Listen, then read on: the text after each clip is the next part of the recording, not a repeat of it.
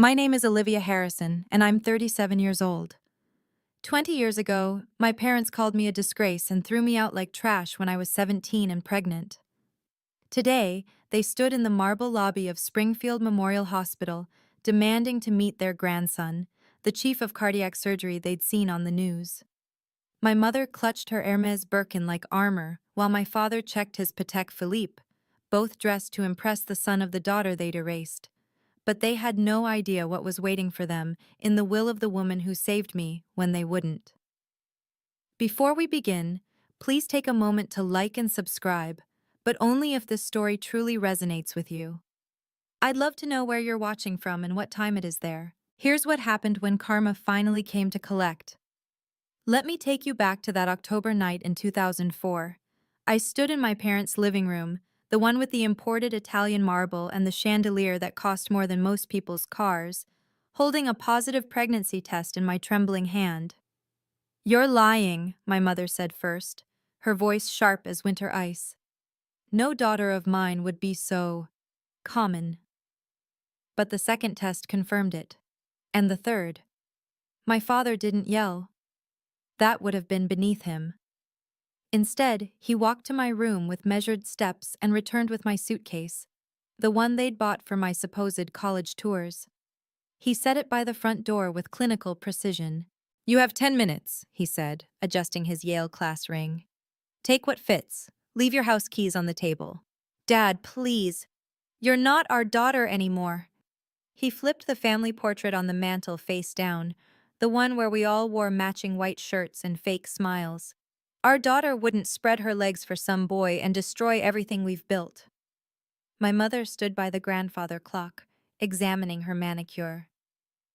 "Don't call us. Don't come back. We'll tell everyone you're studying abroad." Owen, the boy who'd promised me forever? He'd already been accepted to Stanford. His parents had lawyers. His future mattered more than mine, or our babies. He'd blocked my number the day I told him. 10 minutes. That's all the time they gave me to pack up 17 years of being their daughter. I grabbed clothes, my grandmother's necklace they'd forgotten about, and the $247 from my jewelry box. The lock clicked behind me like a judge's gavel, final, irreversible. I slept in Riverside Park that night, under the gazebo where Owen first kissed me. 3 nights later, I woke to someone gently shaking my shoulder. Not a cop or a creep, a woman in her 70s wearing a cashmere coat and genuine concern. "Child, you're going to freeze to death out here." Elena Rossi had been walking her ancient poodle at dawn, a routine she'd kept since her husband died. She saw me curled on that park bench, my suitcase as a pillow, and something in her broke, or maybe something healed. "I'm fine," I lied through chattering teeth. "No, you're not." She studied my face, then my belly. Even at barely 2 months, she knew. "How far along?" When I started crying, really crying, not the silent tears I'd rationed for 3 days, she sat right there on that cold bench and held me like I mattered. "Come," she said finally. "Pierre and I need company for breakfast." Her car smelled like lavender and leather. The heated seats felt like heaven. She drove us to West Side, to a house that sprawled across a lot the size of a small park. 8 bedrooms for 1 widow and 1 geriatric poodle. "I lost my daughter," she said simply as she led me inside. "Car accident 5 years ago. She was pregnant too." The room she showed me had already been prepared, not for me specifically, but for someone. A Pottery Barn crib sat assembled in the corner. The closet held maternity clothes with tags still on. "This is yours now," she said. "No questions, no conditions. Everyone deserves a second chance." "Why?" I whispered. She touched a photo on the dresser, a young woman with Elena's eyes and smile. "Because Sophia would have wanted me to." That night, I slept in a bed for the first time in 72 hours. Pierre curled up at my feet like a guardian. Elena didn't just give me shelter, she gave me a future. While my parents told their country club friends I was studying in Switzerland, I was learning to breathe again in a nursery decorated with stars. Sigurd arrived during a February blizzard, screaming and perfect. Elena held my hand through 18 hours of labor, whispering strength when I had none left. She cut the cord when I asked her to.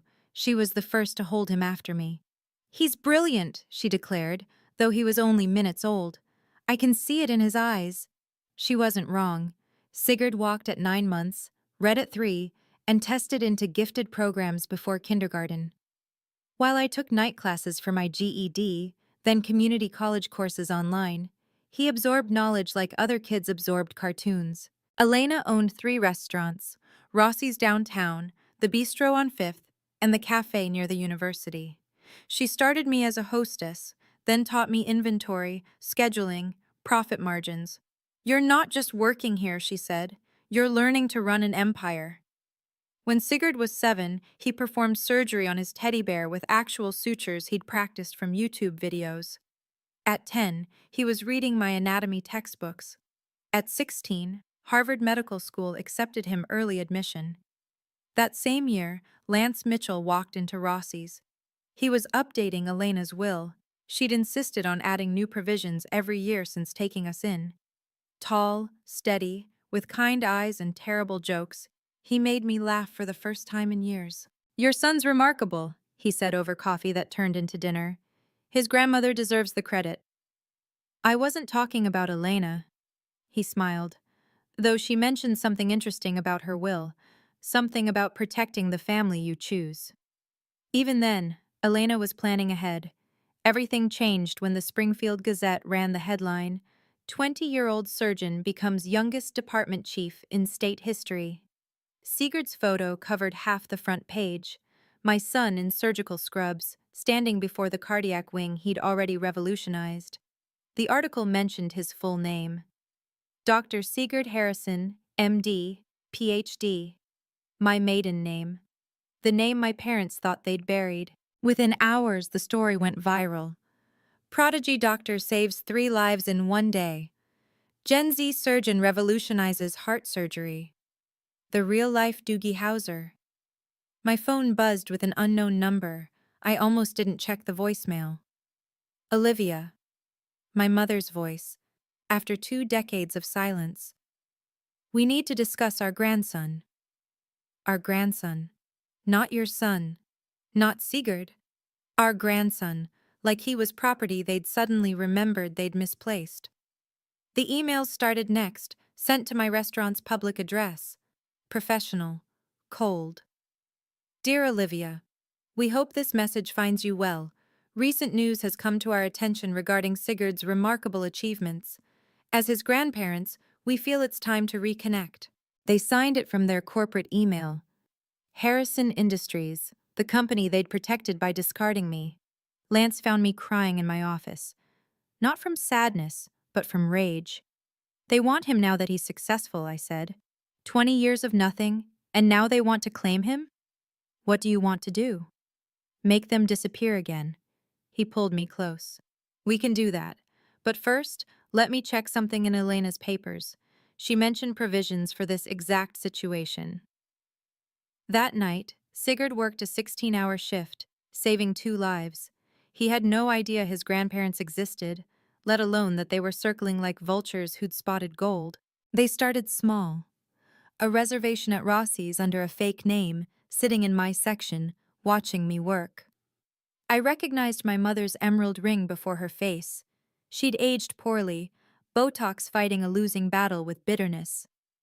"Good evening, I'm Olivia, I'll be—" "We know who you are." My father set down his menu like a verdict. "We need to discuss Sigurd. You need to leave." They didn't. Instead, packages arrived at the hospital: a Rolex Submariner for Sigurd, a Mont Blanc pen set, a first edition Grey's Anatomy worth thousands. Each gift card signed, "Your loving grandparents." Sigurd brought them home confused. "Mom, someone keeps sending me expensive things. Should I be worried?" "Return them," I said.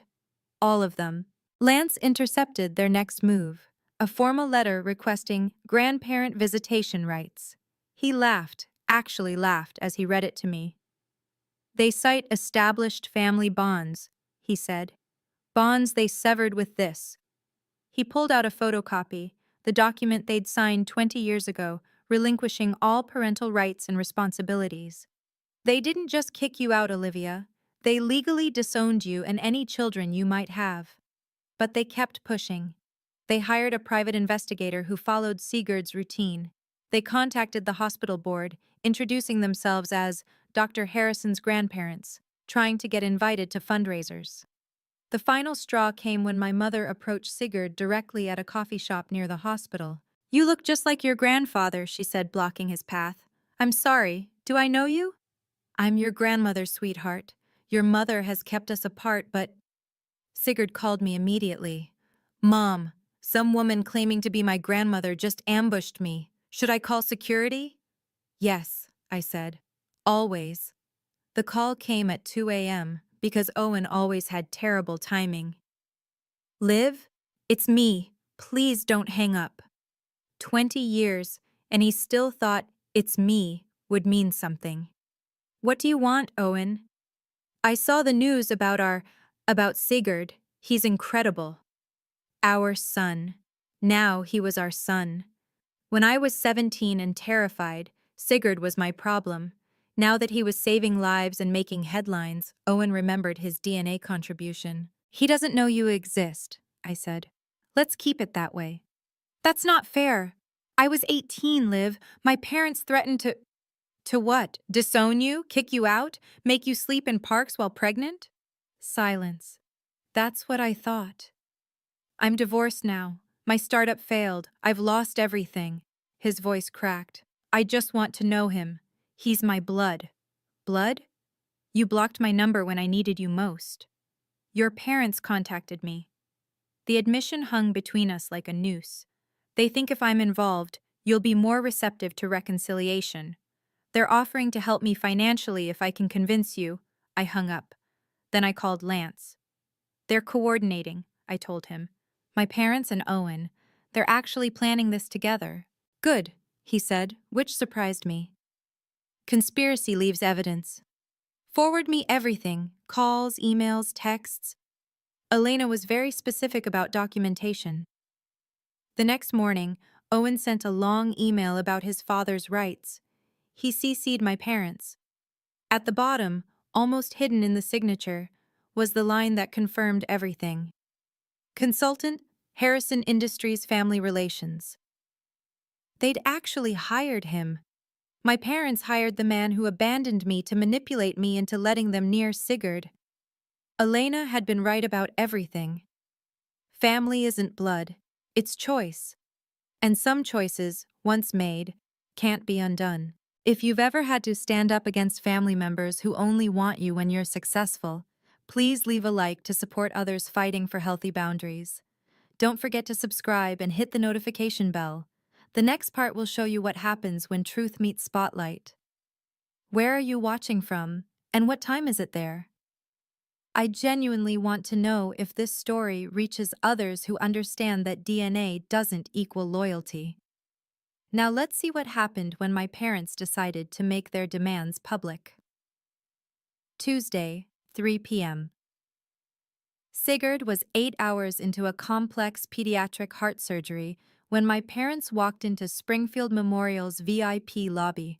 "We're here to see our grandson, Dr. Harrison," my mother announced to reception, loud enough for everyone to hear. "We're his grandparents, the Harrisons of Harrison Industries." The receptionist called security instead of Sigurd, but my parents had come prepared. "This is ridiculous," my father boomed, his voice echoing off the marble walls. "We donate millions to this hospital. Our grandson is chief of surgery. We demand to see him." Visitors stopped to stare. Doctors whispered. Someone started recording on their phone. My mother, ever the performer, pulled out a handkerchief. Not tissues, but an actual monogrammed handkerchief. 20 years we've been kept from him," she wailed. "We just want to meet our only grandchild." Security arrived as I did, Lance beside me. "Ma'am, sir, Dr. Harrison is in surgery." "Then we'll wait," my father declared, planting himself on a leather bench like he owned it. Which, given the Harrison Industries plaques on the walls, he probably thought he did. The head of security looked at me. Mrs. Mitchell, how would you like us to handle this? My mother's tears stopped instantly. Mitchell? You remarried? You gave our grandson another man's name? He never had your name, I said quietly. You made sure of that when you signed him away. The gathering crowd murmured. My father's face went purple. How dare you? The OR doors opened. Sigurd emerged, still in surgical scrubs, the baby he'd just saved being wheeled to recovery. He looked at the scene. Security, strangers with phones out, two well-dressed elderly people causing chaos. Then at me. Are these the people who've been stalking me? Yes, I said. Then I want them removed. He didn't even look at them. Now. My parents didn't leave. Instead, they called Channel 7 from the hospital parking lot. Within an hour, news vans surrounded the main entrance. My mother had changed into a St. John's suit. She'd brought costume changes for her ambush. My father stood beside her, the grieving grandfather in his Harvard tie. We're heartbroken, my mother told reporter Jennifer Chen. 20 years ago, there was a misunderstanding. We were in shock about our teenage daughter's pregnancy. We reacted poorly. But we've been trying to reconnect, to make amends, and we're being denied access to our only grandchild. She dabbed her eyes with that same monogrammed handkerchief, careful not to smudge her makeup. Dr. Harrison is a medical pioneer, the reporter prompted. You must be proud. Incredibly proud, my father said, though he'd never seen Sigurd save a life, hold a patient's hand, or stay awake for 30 hours to perfect a procedure. The Harrison family has always valued excellence. It's in his blood. In his blood. The blood they'd rejected when it was growing inside me. What would you say to your daughter now? Jennifer asked. My mother looked directly at the camera. Olivia, sweetheart, we forgive you. We just want our family back together. Please don't punish Sigurd for our mistakes. They forgive me. They forgive me. The segment aired at 6. By 7, it had 50,000 views on their Facebook page, the one my mother ran like a lifestyle blog. The comments poured in.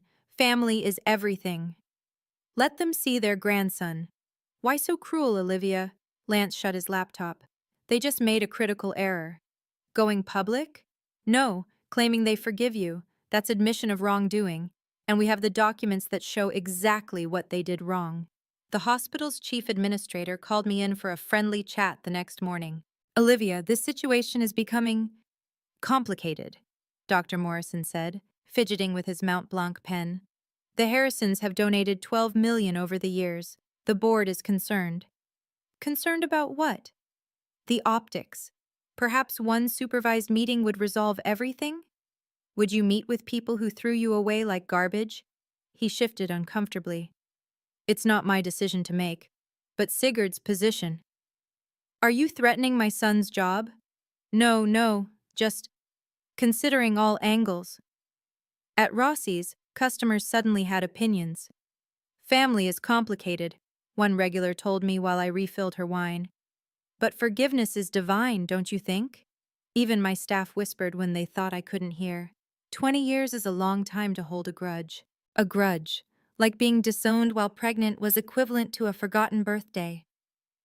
Sigurd came home exhausted, dark circles under his eyes. Mom, I had 3 surgeries delayed today because reporters kept trying to get into the OR wing. I'm sorry, baby. I'll fix this. It's not your fault. He collapsed on the couch. But maybe if we just met with them once. No. I could tell them to leave us alone in person. Sigurd, they signed papers stating you don't exist to them, legally. He was quiet for a moment. Can I see these papers? Lance had been waiting for this. He pulled out the folder he'd been carrying for days, ready for when Sigurd would ask. This is what they signed, Lance said. The day they kicked your mother out. Sigurd read slowly, his surgeon's hands steady despite the words that should have shaken anyone. October 15th, 2004, Sigurd read aloud. We, Robert and Margaret Harrison, hereby relinquish all parental rights and responsibilities to Olivia Harrison and any children born or unborn. His voice stayed clinical, like he was reading a patient chart, but his knuckles were white. They signed this while you were pregnant with me? Yes. And this line, we acknowledge no financial, emotional, or legal obligations. They wrote that? Their lawyer did. They signed it. He set the paper down carefully, the way he handled scalpels. Tell me everything, Mom. From the beginning. So I did. The 10 minutes. The suitcase. The park bench. Owen vanishing. Everything I'd protected him from for 20 years spilled out in my kitchen while Lance held my hand. Owen Blake is my biological father? Yes. The tech entrepreneur who just declared bankruptcy? I stared at him. You knew. I'm not stupid, Mom. I can use Google. Owen Blake, Stanford graduate, dated Olivia Harrison in high school. He pulled out his phone, showing Owen's LinkedIn. He's been viewing my profile weekly for 6 months. My brilliant, brilliant boy. Why didn't you say anything? Because you didn't. I figured when you were ready, you'd tell me. He looked at the papers again. So Grandma Elena was your real grandmother, the only one who wanted you. She left me something, didn't she? In her will. That's why Lance keeps checking documents. Lance nodded. She left you everything, with conditions. Your biological grandparents can't touch a penny if they abandoned you. How much? 15 million, plus the restaurants. Sigurd laughed. Actually laughed. They're fighting this hard for money they already lost? They don't know they've lost it yet, Lance said. But they're about to. They chose Bernardino's, the most pretentious restaurant in Springfield, all white tablecloths and waiters who judged your wine pronunciation. Thank you for coming, my mother said, as if she'd won something by getting me here. My father pushed a leather folder across the table before our water arrived. Let's skip the pleasantries. Inside, a contract. Harrison Industries letterhead. Corporate seal. The works. $5 million, he said. Placed in trust for Sigurd immediately. Another 5 when he joins the board. All we ask is a public reconciliation. A family photo for the announcement. You want to buy us? We want to invest in our legacy, my mother corrected, adjusting her pearls. Sigurd is a Harrison. He should benefit from that name. The name you took from me? Which we're offering to restore. The IPO launches next month. Harrison Industries, 3 generations of excellence tests well with focus groups. Focus groups. They'd focus grouped our reconciliation. And Owen? I asked. My father's jaw tightened. Mr. Blake is a separate matter. Is he? Because he told me you're paying him as a consultant. My mother's mask slipped for just a second. That's a misunderstanding. Lance had been quiet until now. Is it? Because we have emails suggesting otherwise. Something about a finder's fee? You've been monitoring our communications? My father stood. That's illegal. No, Owen forwarded them to Olivia. CC'd, actually. He's not very bright. They exchanged a look, the same one they'd shared when deciding my fate 20 years ago. The offer stands, my father said, tossing $300 bills on the table. But not for long. As they left, my mother turned. That boy deserves to know his real family. He does, I said. That's why he'll never know you. Lance worked late that night, laptop open, documents spread across our dining table like evidence in a crime scene, which essentially they were. Olivia, come look at this. The email chain went back 3 months, before the first news article about Sigurd. My parents had been planning this. From Robert Harrison at Harrison Industries, to Owen Blake 2004, gmail.com. Subject, consultation agreement. Mr. Blake, per our discussion, you'll receive 10% of any assets recovered from the reconciliation with our daughter. Your role, establish paternal connection with SH, leverage for maternal cooperation. They're calling my son assets recovered, I said. Keep reading. Owen's response made me sick. Happy to help. Olivia always was emotional. If I push the right buttons about missed father-son moments, she'll cave. Suggest we coordinate pressure. You from grandparent angle, me from father's rights. $500K upfront seems reasonable for my involvement. He's selling access to Sigurd, I whispered. Was, Lance corrected. This email chain is evidence of conspiracy to commit fraud and harassment. But there's more. He pulled up Owen's LinkedIn. 3 days ago, he'd messaged Sigurd. Son, I know your mother has poisoned you against me, but I'm your father. I deserve a chance. Your grandparents agree. We could do great things together. The Harrison medical legacy combined with Blake innovation. Think about your future. Sigurd didn't tell me. Because Sigurd reported him for harassment. LinkedIn banned him. He also, Lance smiled, sent Owen's bankruptcy filing to Harrison Industries board. Turns out they don't like being associated with failed entrepreneurs who owe the IRS $2 million. They're still paying him? Were. The board voted yesterday to terminate all consultant contracts. Your father doesn't know yet. Sometimes karma needs a good lawyer to help it along. Lance unlocked Elena's safe with the combination she'd made me memorize. 07 to 23, 2005, the day Sigurd was born. She updated this every year, he said, pulling out the leather-bound document. But this provision never changed. He flipped to page 7, paragraph 4, highlighted in yellow. Should any biological family member who previously abandoned, disowned, or rejected my chosen daughter Olivia Harrison or her son Sigurd Harrison attempt to claim relationship or assets after achieving success or recognition, they shall be permanently barred from any inheritance, property, or financial benefit from my estate. She knew this would happen? She planned for it. Look. He clicked play on an iPad. Elena's face filled the screen, recorded just months before her death. If you're watching this, Elena said, her voice still strong despite the cancer, then Robert and Margaret Harrison have crawled out from whatever rock they've been hiding under. Hello, Mr. and Mrs. Harrison. Yes, I know exactly who you are. I hired investigators the day I met Olivia. I know about the 10 minutes, the suitcase, the family portrait you turned face down. My throat tightened. Even dying, she'd protected us.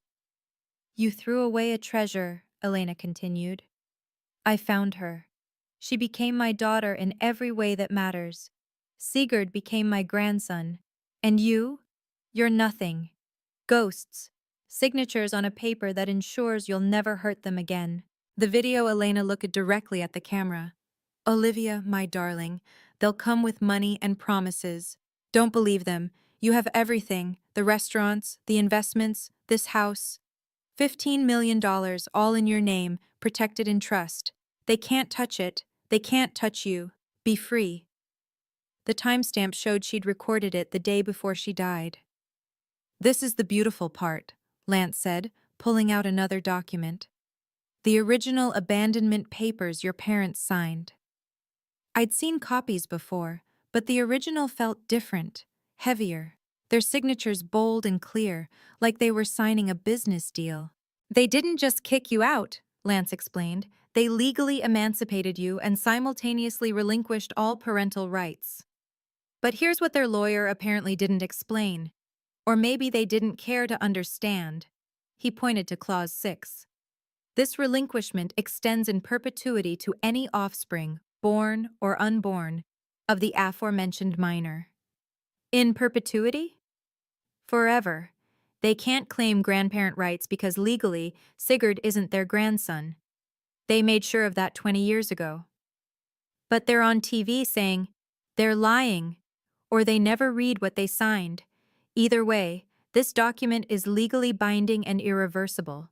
They could have contested it within the first year, but after that, he smiled, ironclad. I thought about my father's Harvard law degree hanging in his office, my mother's insistence on reading every contract. They'd known. They'd wanted me gone so completely that they'd signed away their future too. There's one more thing, Lance said. If they continue harassment after being shown these documents, we can file for a restraining order. Criminal harassment charges. They could face jail time. They'd never risk that. Their reputation? Exactly. So we give them one chance to walk away quietly. If they don't take it, we go public with everything. At the gala?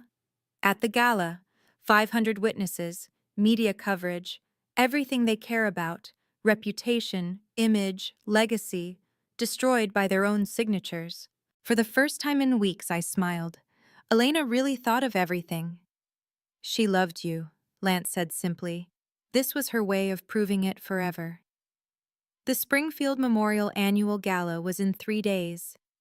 500 guests, full media coverage, and Sigurd giving the keynote about family, legacy, and healing. We invite them, I said, holding the pearl shimmer invitation. All 3 of them. Lance raised an eyebrow. You're sure? Elena left us the weapons. Time to use them. I wrote each invitation by hand. Dear Mother and Father, please join us at the Springfield Memorial Gala to receive your inheritance from the Elena Rossi estate. Formal documentation will be provided. Olivia. Dear Owen, your presence is requested regarding Sigurd's patrimony and your parental status. Legal clarification will be provided. Olivia Harrison Mitchell. They'll think they've won, Lance said, sealing the envelopes. Let them. Sigurd reviewed his speech one more time. You want me to mention Grandma Elena but not them? Mention your real grandmother, the one who loved you. And when they stand up to claim credit, that's when Lance presents the documents. We'd reserved a table front and center for them. Table 1, impossible to miss, impossible to leave without everyone noticing. The hospital board will be there, Lance noted. Harrison Industries investors, everyone they care about impressing. Good. I called the foundation coordinator.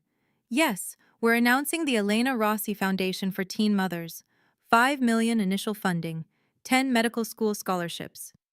Everything was in place. 20 years of pain transformed into purpose. What if they don't come?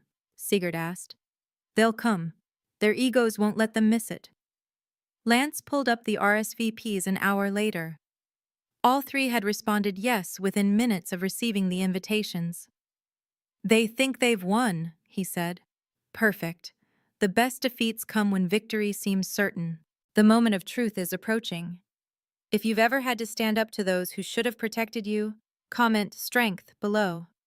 I read every single comment and am deeply moved by this community supporting each other. Don't forget to subscribe and hit the notification bell. You need to see what happens when signatures from the past destroy futures built on lies. The gala is about to begin, and every camera in that room will capture the moment my parents learn that some choices can never be undone. Let's continue. The Springfield Memorial Ballroom glittered with old money and new hope. Crystal chandeliers, white orchids on every table, and my parents at table 1, holding court like royalty. My mother wore vintage Chanel, the suit she'd saved for special victories. My father kept checking his Patek Philippe, probably calculating when to make their grand gesture. Owen sat beside them, fidgeting in a rented tux that didn't quite fit. Ladies and gentlemen, the MC announced, please welcome our keynote speaker, Dr. Sigurd Harrison.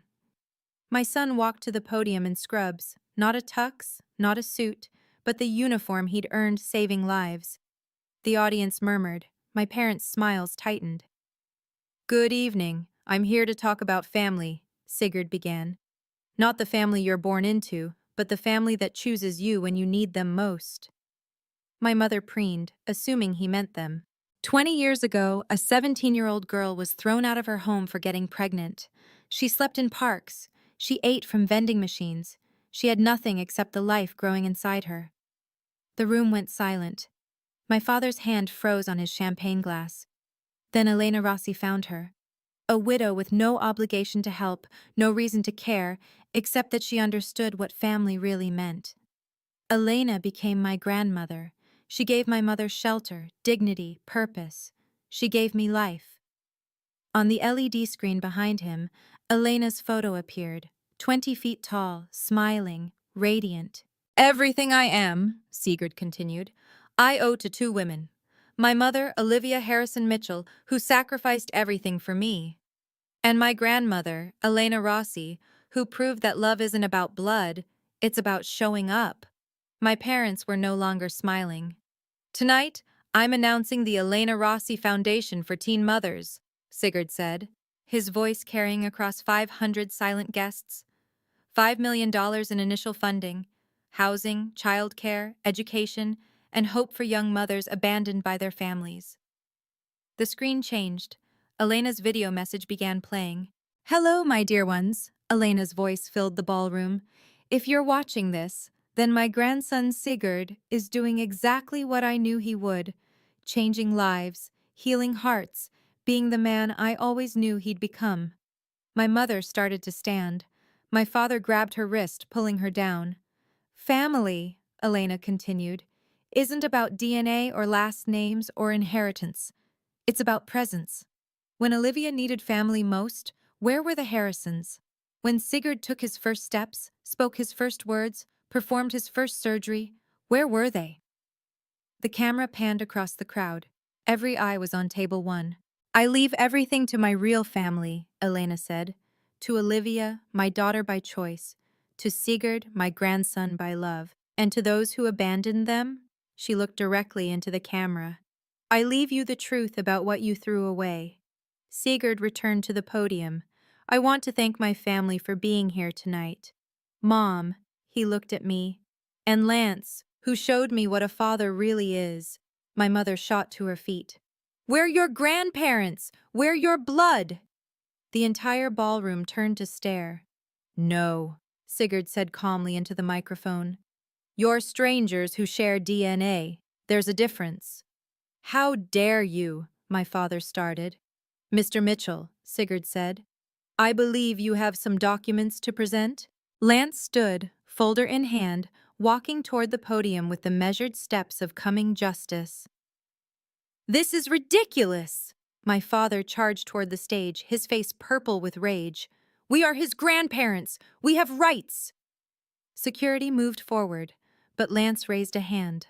"Let them come." My mother grabbed the microphone from a nearby table. "This is our grandson. They've poisoned him against us.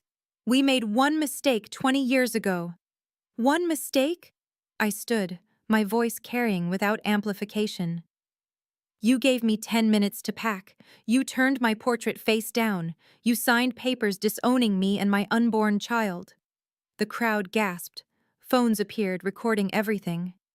"That was different!" my mother shrieked. "You were a disgrace! Pregnant at 17! I was your daughter." Owen tried to slip toward the exit. 2 security guards blocked his path. "Mr. Blake," Lance said into the podium microphone, "don't leave yet. This concerns you too." I'm not," Owen stammered. "You're not what? The biological father who abandoned a pregnant 17-year-old? Or the consultant being paid by the Harrisons to manipulate their daughter?" My father lunged for the podium. "You can't prove—" "Actually," Lance smiled, clicking a remote, "I can." The screen lit up with emails. The conspiracy laid bare in 40-foot letters for 500 witnesses to read. 10% of assets recovered, Lance read aloud. Push the right buttons about missed father-son moments. She always was emotional. My mother's Chanel suit couldn't hide her shaking. My father's Harvard pin couldn't restore his dignity. Owen looked like he might vomit on his rented shoes. "Shall we discuss," Lance continued, "the legal documents you signed 20 years ago? The ones that permanently severed all rights to Olivia and her children?" The ballroom held its breath. Lance clicked again. The abandonment document filled the screen, every word magnified, every signature clear as day. "October 15th, 2004, he read, "We, Robert and Margaret Harrison, hereby relinquish all parental rights and responsibilities to Olivia Harrison and any children born or unborn." The document zoomed in on their signatures, bold, deliberate, undeniable. "This extends in perpetuity," Lance continued, "forever, irreversible. You didn't just disown your pregnant daughter, you legally disowned every generation that would come from her." "We didn't know," my mother started. "You didn't know?" Lance pulled up another document. "Mr. Harrison, you have a Harvard law degree. You knew exactly what you were signing." My father's mouth opened and closed like a fish drowning in air. "But that's not all," Lance said. Let's discuss what happens when you abandon someone, then try to claim their inheritance. The crowd leaned forward.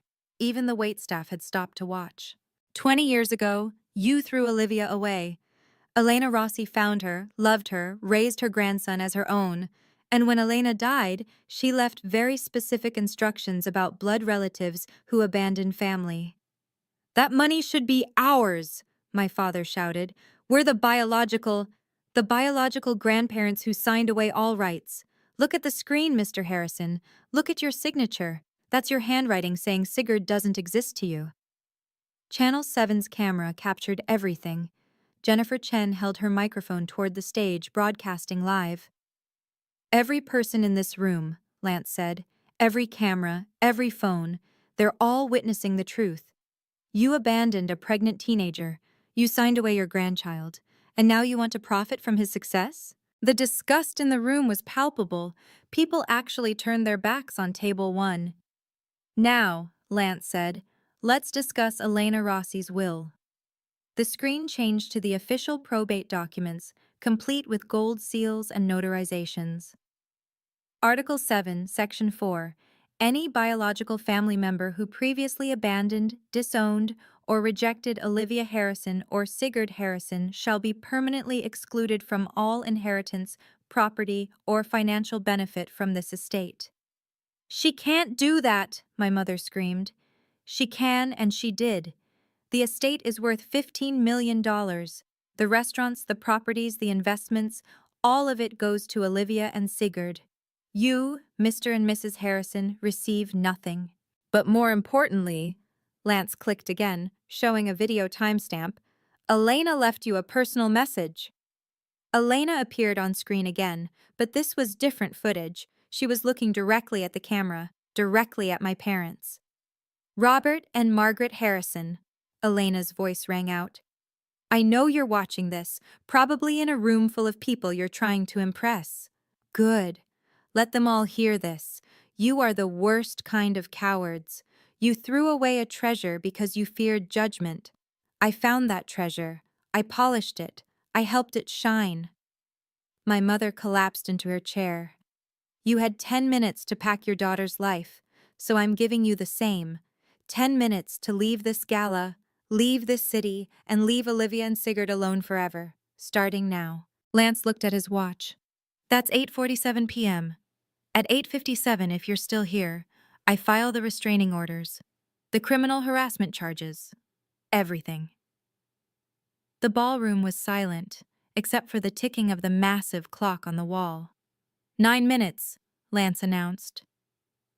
My parents looked at each other, then at the exits, then at the hundreds of phones recording their humiliation.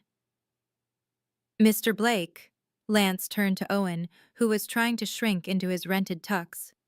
Let's discuss your consulting agreement. The emails returned to the screen.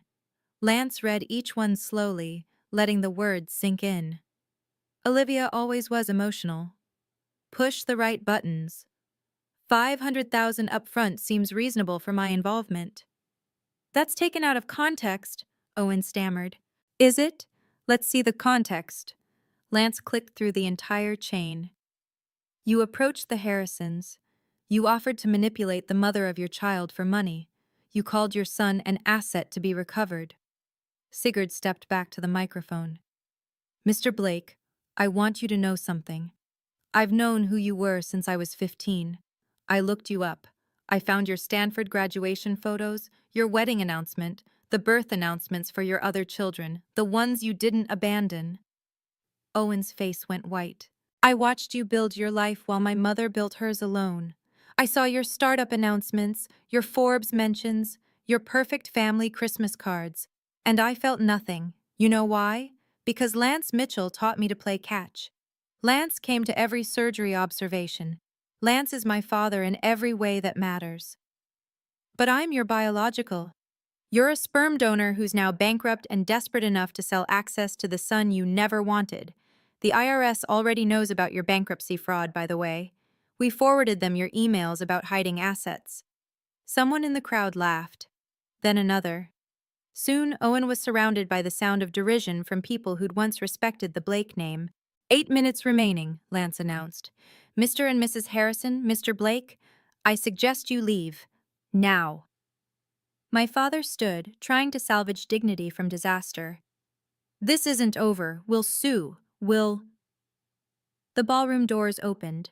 A process server walked in, followed by 2 police officers.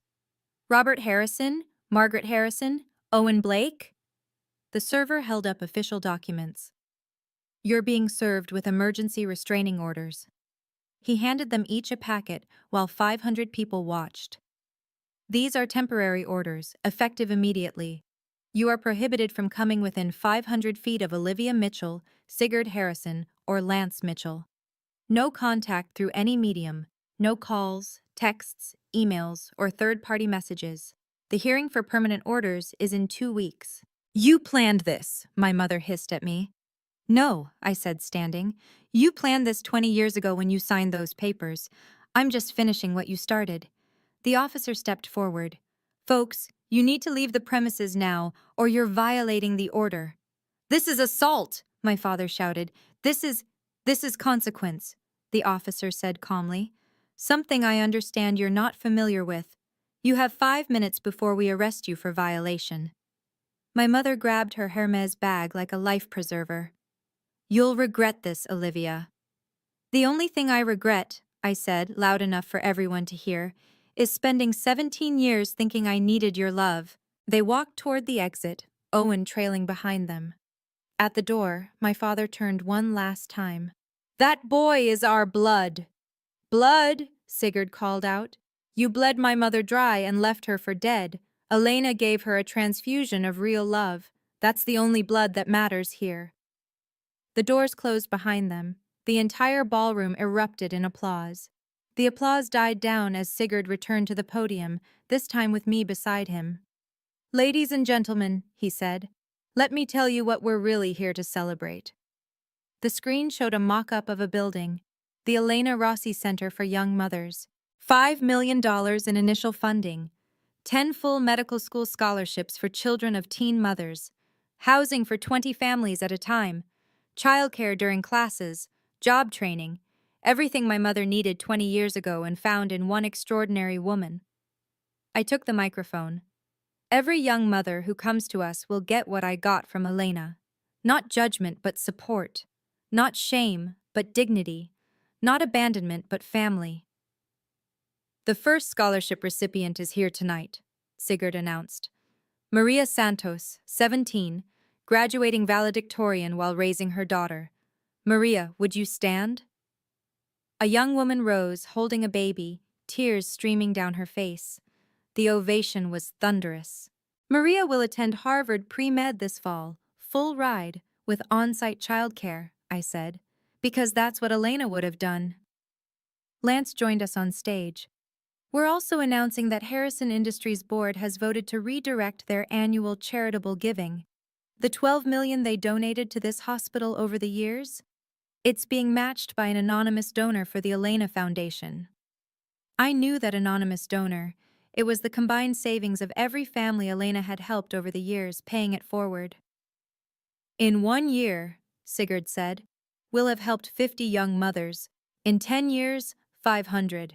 In 20 years, when some other scared 17-year-old gets pregnant, she won't sleep in a park, she'll call us. The standing ovation lasted 5 minutes, but the sweetest sound was the silence from table 1, now empty, forever. 3 weeks later, Lance showed me the business news. Harrison Industries stock dropped 30%, he said. The board called an emergency meeting. Your father was voted out as CEO. The scandal had spread beyond Springfield. Family values hypocrites ran in the Wall Street Journal. The 10-minute parents trended on social media for days. Someone leaked the security footage of them being escorted out. It had 12 million views. They're selling the house, Lance continued, pulling up the real estate listing. The Westfield mansion, listed far below market value. They need the cash for legal fees. Their lawyer had tried to contest the restraining orders. The judge not only upheld them but made them permanent after seeing the evidence. What about Owen? Worse. His ex-wife's lawyer subpoenaed our emails, Turns out hiding money from bankruptcy court while owing $200,000 in child support is a federal crime. He's facing 3 years. I felt nothing. Not satisfaction, not pity, just nothing. They moved to Arizona, Lance added. Scottsdale. Your mother's sister took them in. They're living in her guest house. From a 7-bedroom mansion to a guest house. From society galas to exile. The best part? Lance smiled. Remember their church? The one where your father was an elder? They were asked to find a new place to worship. Apparently, abandoning pregnant teenagers doesn't align with their values. Every institution they'd valued more than me had rejected them. Are you okay? Lance asked. I'm free, I said. For the first time in 20 years, I'm completely free. That night at dinner, Sigurd said, the foundation received a donation today. Anonymous, $50,000. We all knew who it wasn't from. 6 months later, we gathered for our weekly dinner. The tradition Elena started, and we'd never stopped. Sigurd carved the roast, using the technique Elena taught him when he was 12. So I saved 3 lives this week, he said casually, like he was discussing the weather. Show off, Lance teased, pouring wine from Elena's collection. The youngest was 4 months old, Sigurd continued. Her mother was 17. She reminded me of someone. He looked at me with those eyes that still saw wonder in the world, despite everything. I told her about the foundation. She cried, Mom, said she'd been sleeping in her car for a week. Not anymore, I said. She moves into the center tomorrow. This was our family. No DNA tests required. No blood certificates needed. Just presence, consistency, and choice. Elena's portrait hung where the TV used to be. We'd rather look at her than any screen. Fresh orchids sat beneath it, replaced weekly. Her favorite. I'm getting married next month, I announced. Lance nearly dropped his wine. You're supposed to let me propose first. Elena always said I should speak up for what I want. I pulled out the ring I'd bought him. So Lance Mitchell, will you make this official? Sigurd laughed, really laughed, the way he did as a child. Mom, you just proposed at dinner over pot roast. Elena would approve, Lance said, sliding the ring on. Yes, absolutely yes. We toasted with Elena's Waterford crystal, the ones she saved for celebrations. In the candlelight, I could almost see her smiling. This was family. Not perfect, not traditional, but real. Chosen. Permanent. And somewhere in Arizona, in a guest house, 2 strangers I once called parents were learning what I'd known for 20 years. Some choices can't be undone, but better choices, those can be made every single day. Thank you for staying with my story. If you've ever had to choose between blood and happiness, remember this. Real family shows up when the world walks away. Like and subscribe if this story reminded you that justice exists, even when it takes 20 years. Share this with anyone who needs to hear that they deserve unconditional love. Comment family if you believe in chosen families, not forced ones. And if you're that scared 17-year-old somewhere, sleeping in your car or on a friend's couch, you're not alone. There's help. There's hope. There's a future waiting for you.